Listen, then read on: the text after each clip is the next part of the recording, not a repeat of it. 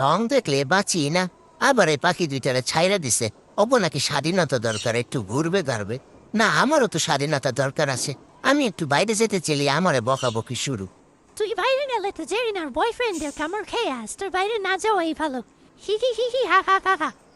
একদম থাবা দিয়ে তোদের দাঁত ছুটাইয়া দেবো, চুন্নির গয়ে চুন্নিরা। পারলে তোরা বাইরে যাইয়া দেখ, তোদেরও তো বড় পাখিরা ঠোকরায় মাইরা ফেলাবে।